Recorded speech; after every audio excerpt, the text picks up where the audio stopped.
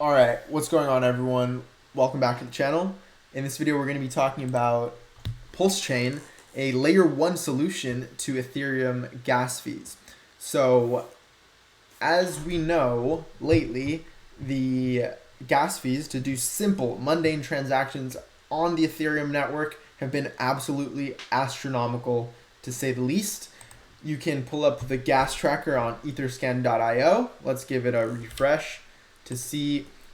And I will note that this is actually not the worst it's been.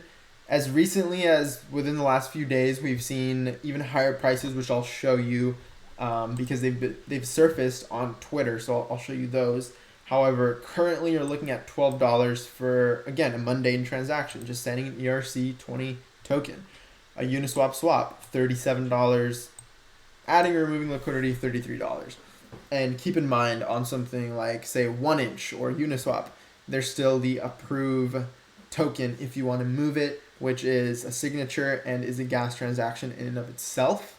And so you're adding that on top of all of this, which it's unreasonable, right? It's unreasonable. This is, for the average person, it's ridiculous, absolutely ridiculous.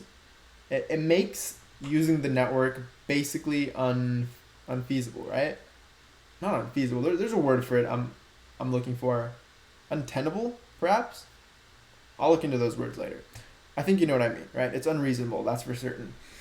So we'll pull up even worst case scenarios. This is just to show you that even if you think this isn't bad, right? This has surfaced on Twitter. You see that it reached as high as, right? This was just yesterday too.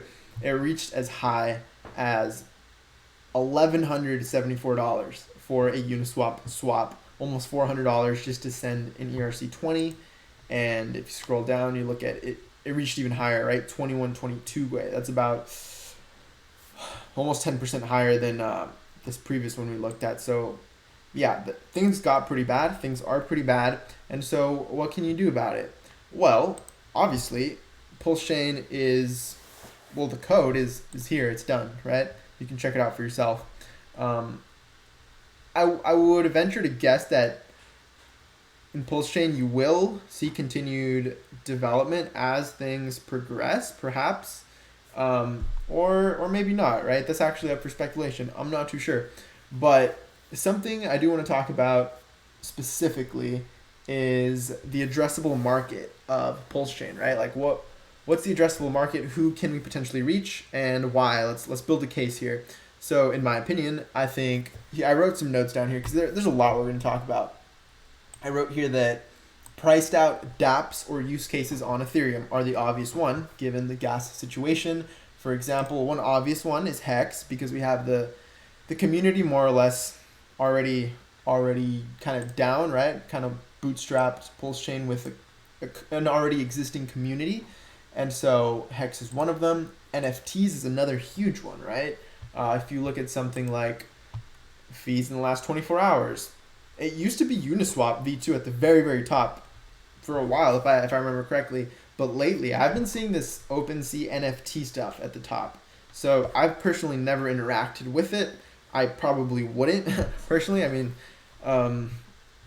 but you never know. Maybe on PulseChain, it's more attractive to play with that. Who knows, right? We'll see. A lot of little points we can talk about, right? But again, there are priced out use cases and dApps like Hex, NFTs, even speculators, right? Even speculators. How can you profit with, say, like an arbitrage bot or on a trading strategy if you literally are burning away profits through just the swap in and of itself? Ridiculous. Virtual world tokens, I think they have their own community, and I'm pretty sure they're priced out on Ethereum. Even I wrote down developers, but they can develop on a testnet, I guess. But if they want to go mainnet and public testnet, right? Well, maybe not public testnet, right? If they want to go mainnet, is what I'm trying to say. Then they're priced out potentially if they actually want to do, call certain functions that were raised in price and all of that. So pretty much priced out dApps and use cases on Ethereum. is what I wrote down here. So what else can we say about solving the gas fees via a layer 1 solution? So the consensus protocol for this is kind of a complicated video, by the way, which I'm kind of looking back at my notes. So the consensus protocol that's going to be used for PulseChain is a hybrid approach. It's a proof of stake authority, right? And you can see that it's a hybrid, between proof of authority, right, and delegated proof of stake. So proof of authority, I looked into it a little bit, and a really good example actually is IBM's Hyperledger. So they have their own blockchain, IBM, right? It's an enterprise level blockchain that uses proof of authority, or a very similar consensus protocol to proof of authority, which makes sense, right? They pretty much get to choose their validators, and those are the ones that validate blocks. And there's no voting power that's able to kind of vote out the core IBM guys on their own blockchain, right? Because there's no staking, there's no proof of stake on there. It's literally just proof of authority. They're authorized to produce blocks, and it provides defense against a 51% attack, right? Improves efficiency, throughput, all that, TPS, transactions per second.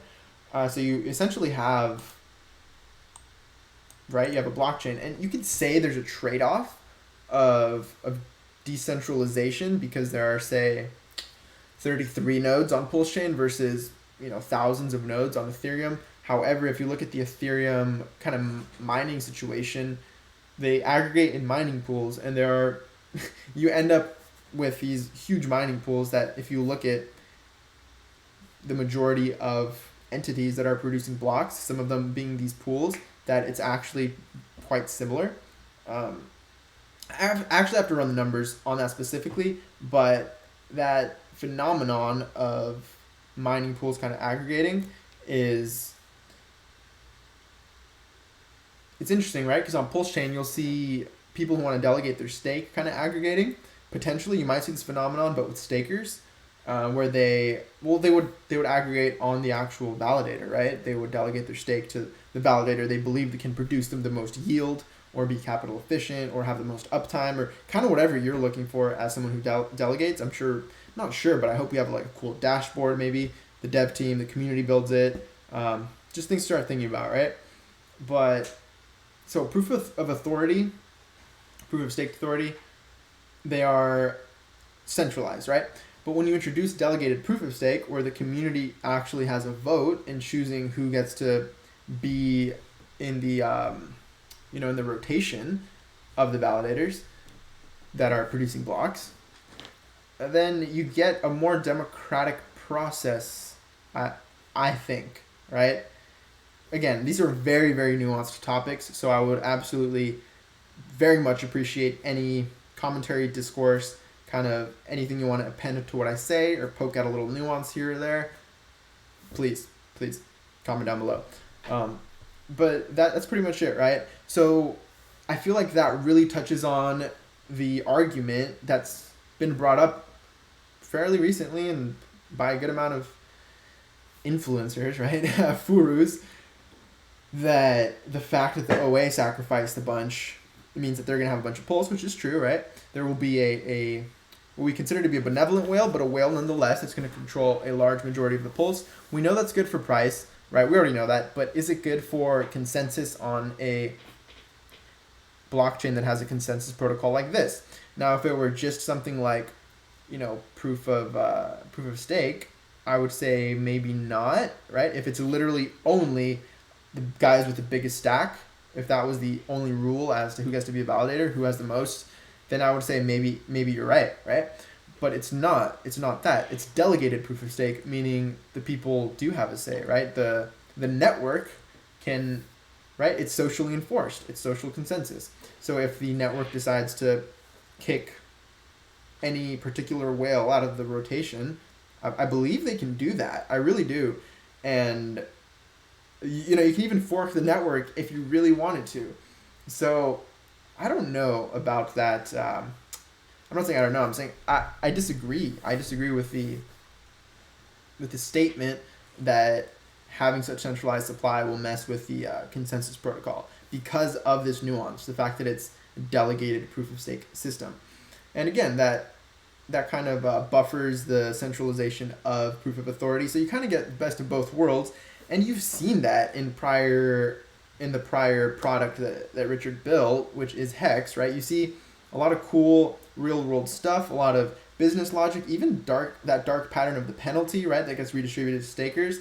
That's a very like business world thing, and things that are proven to work, right? So it's very pragmatic, I guess you could say, and it doesn't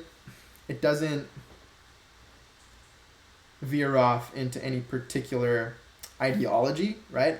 I guess the ideology would be things that work versus something like, oh, it has to be all decentralized, or oh, it has to be all centralized, right? And I think the fact that I brought this up, right, the fact that it's proof of stake authority, it's similar to IBM's Hyperledger, like I mentioned, but better in my opinion, because it has, again, these validators are going to be running on enterprise grade software. The main thesis behind having a small set of validators, another point on top of why that's a good thing, is because you tend to have a power law distribution in the quality of hardware. And so that could be an argument to say, well, maybe a small set of validators makes more sense. I mean, you see it with mining pools on Ethereum, right? Not everyone can run a mining farm, a set of mining rigs. So what do is they mine in a pool who has the equipment. So it's very similar. I see it very similar. I see it better because it's obviously, I'm not going to touch on the better for the environment route, right? I didn't write that down. I didn't really flesh that out in my mind yet, but that is the case too, I believe. And so I'm pretty stoked about what's going to transpire with this, right? Here's another great point on that kind of IBM Hyperledger similarity is the fact that it's a very niche blockchain. The fact that, again, the Hex community is already kind of bootstrapped into the game, right? Like we're already priced out. We generally have a good track record, of this founder, Richard, who has created Hex in the past, right? We have a good track record. He's created very successful working things while everything else is kind of failing and getting hacked. Exhibit A, that recent $600 million hack on some network, with admin keys, right? I'd never even heard of it, and glad I hadn't. But back to the point at hand, it's the fact that this is you could call it a niche blockchain because it already has a community bootstrapped. But the cool thing about it is it's also open to everyone, right? Everyone who's priced out, or everyone who wants to come build, or whatever, right? Or speculate, be it. And I think that's really cool because it kind of speaks to that point I was talking about earlier about that blend between the business world as well as the blockchain world. And as time progresses, I can see a world where Web3, right, blockchain tech, is interwoven in a way that it's less tribalistic, where you'll always see that, but what I'm trying to say is where it'll be less polarized in the sense of that whole pure decentralization ideology or just not being in crypto at all. You kind of, you see very successful projects that have already produced hybrid things, hybrid products, hybrid chains. Like, I guess BSC is a good example where you do have you probably have counterparty risk, right, of this corporation, Binance, but you still get to kind of be interoperable with crypto. And so just choose your counterparty, right? Because at the end of the day, you definitely have to choose, unfortunately, at least one or two, right? Your fiat on-ramp, for example. How are you getting into crypto with your dollars in the first place, getting in and out? Then there you go. That's your first counterparty risk. If you're using any of these admin key things, which I definitely would just say don't do it. I think it's a terrible idea. Then you're choosing counterparty risk there. So I think minimizing counterparty risk is really the name of the game. Just staying safe out there, because crypto is the Wild West still not understood even by lawmakers, unfortunately. So there's a long road ahead, but I think we can persevere and build really cool things in the meantime. What else are we here for? And having fun, obviously, having a good time. So that's kind of my whole take. Excuse me if it was a little kind of slow to get things out. It's just there's so much to say on this, and I wanted to touch on a bunch of things, right? Kind of interweave them in the best way possible. Things like, our addressable market, the fact that it's an Ethereum BSC fork, just rehashing the points here, the fact that it's a proof of staked authority chain, very similar to IBM's Hyperledger. It's a niche blockchain, already has a community bootstrapped, yet it's open to everyone who can come speculate, build, be priced back in to their favorite dApps or use cases, and move this thing forward. So I have a long list of video ideas that I want to rock out in the near future. I think these are some really important and cool, notable topics that will be brought up many more times in the future. Having it time-stamped as someone who wants to talk about this early, because I really do. I have this stuff on my mind constantly. So I do appreciate you watching, right? Subscribe if you're new. If you are not new, right? If you've been here before, part of the community, then I still appreciate you watching nonetheless. Support, smash the like button, share, all that good stuff. I really do appreciate it, you guys. Everyone on Twitter too. You guys are awesome. Follow me on there if you haven't yet. It's simply twitter.com/Gerardo, link in the description. And I'll catch you guys in the next video. Peace.